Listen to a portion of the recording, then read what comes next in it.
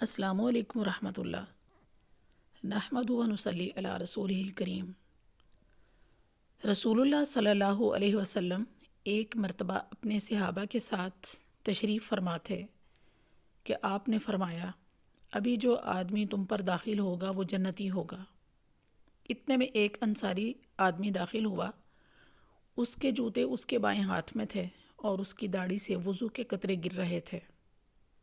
دوسرے دن رسول اللہ صلی اللہ علیہ وسلم نے پھر وہی قول دہرایا اور پھر وہی انصاری صحابی داخل ہوا۔ پھر تیسرے دن رسول اللہ صلی اللہ علیہ وسلم نے پھر وہی قول دہرایا کہ ابھی جو آدمی تم پر داخل ہوگا وہ جنتی ہوگا۔ پھر وہی انصاری صحابی داخل ہوا۔ عبداللہ بن عمر رضی اللہ تعالیٰ عنہ کو بہت تجسس ہوا کہ وہ جانے کہ وہ انصاری صحابی ایسے کون سے عمل کرتا ہے کہ جن کی وجہ سے وہ اس رتبے کا مستحق ٹھہرا کہ 3 دن مسلسل آپ صلی اللہ علیہ وسلم نے اس کے لیے جنت کی بشارت سنائی۔ لہٰذا جب وہ صحابی مسجد سے نکلا تو عبداللہ بن عمر رضی اللہ تعالیٰ عنہ اس کے پیچھے ہو لیے۔ جب وہ انصاری صحابی اپنے گھر میں داخل ہوا تو عبداللہ بن عمر رضی اللہ تعالیٰ عنہ نے اس سے کہا، اگر تمہیں مناسب لگے تو میں تمہارا مہمان بننا چاہتا ہوں۔ انصاری صحابی نے کہا ٹھیک ہے اور انہیں ویلکم کہا۔ عبداللہ بن عمر رضی اللہ تعالیٰ عنہ اس کے پاس 3 راتیں ٹھہرے۔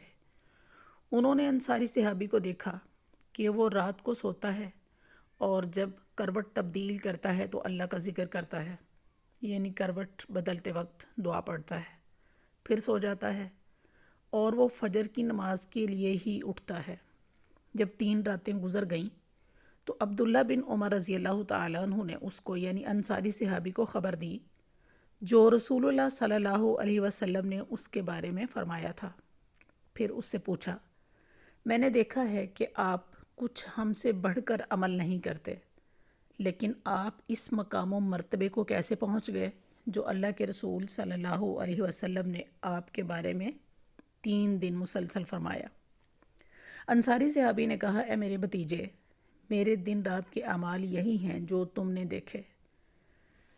ہاں یہ ہے کہ میں اپنے دل میں مسلمانوں میں سے کسی مسلمان کے لیے کھوٹ اور دھوکہ نہیں پاتا، اور نہ میں کسی سے حسد کرتا ہوں ان نعمتوں پر جو اللہ نے اسے دیں، اور میں نے کبھی ایسے رات نہیں گزاری کہ میرے دل میں کسی مسلمان کے خلاف کینہ اور بغض ہو، یعنی میں اپنے دل کو صاف کر کے سوتا ہوں۔